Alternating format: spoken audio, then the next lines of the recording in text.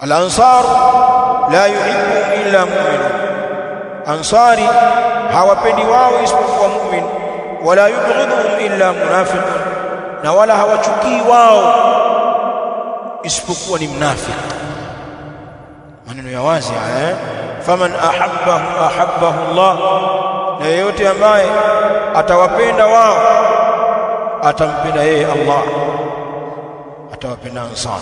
Waman abghadahu Allah, na yeyote ambaye atawachukia hao ansar atamchukia yeye Allah. Kwa hivyo tunalitambua jambo hili kwamba masahaba wa Mtume sallallahu alaihi wa alihi wasallam, wakiwemo hawa tunaowazungumza al-ansar, wana daraja kubwa katika imani, bali mapenzi yetu kwao ni kipimo cha imani. Imani zetu zitasihi tukiwapenda na kuwaenzi, lakini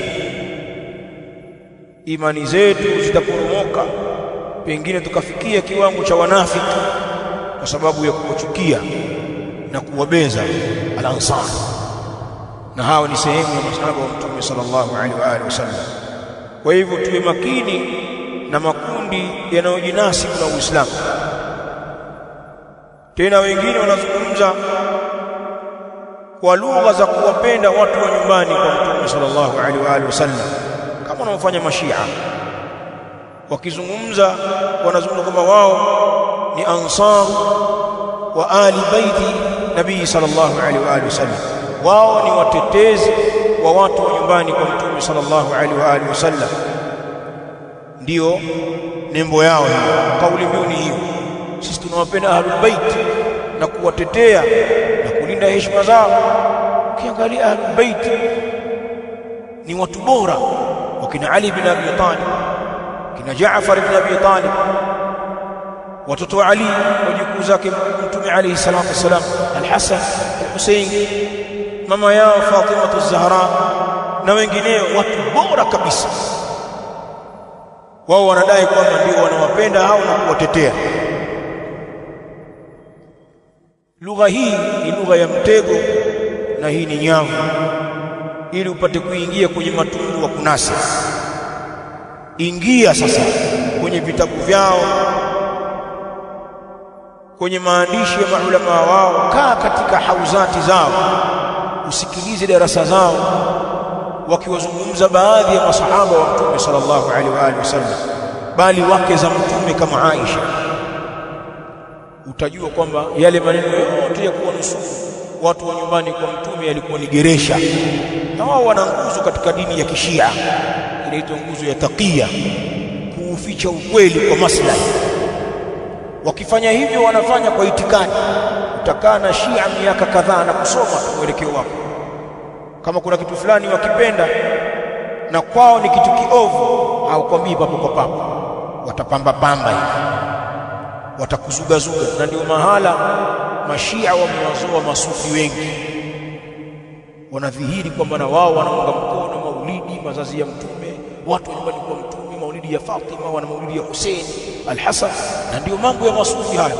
Masufi kuwaletea ngoma na mambo ya kuimba na wali ukawepo, wewe minal faizin.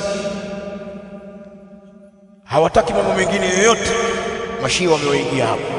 Lakini baadhi ya mashekhi wa kisufi washazinuka, na wengine zamani waliwajua mashia, wanazungumza hawa watu hawa tunawasogeza kwenye hadhara zetu, hawa watatuharibia dini, hawa wanawatukana wabora wetu.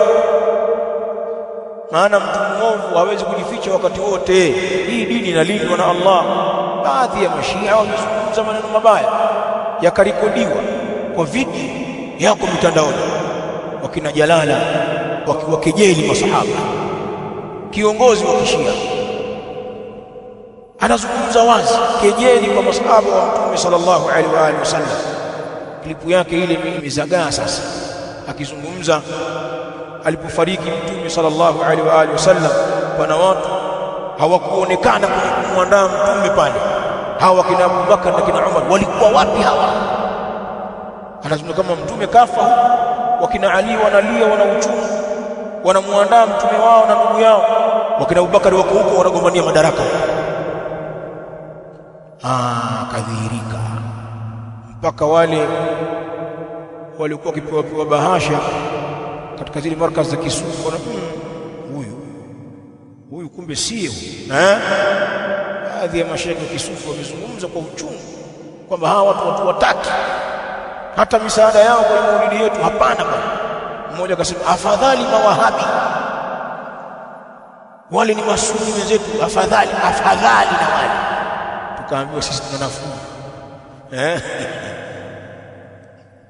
Kwa hiyo tusikubali ulaghai wa mashia, kwa kuwa wao wanauvunja msingi huu, na kuna mengine mengi mazito yanapatikana katika dini ya kishia, katika mambo yenye kupingana na Uislamu kabisa. Tumefahamiana? Muhimu sana hichi kipengele hapa. Tayeb.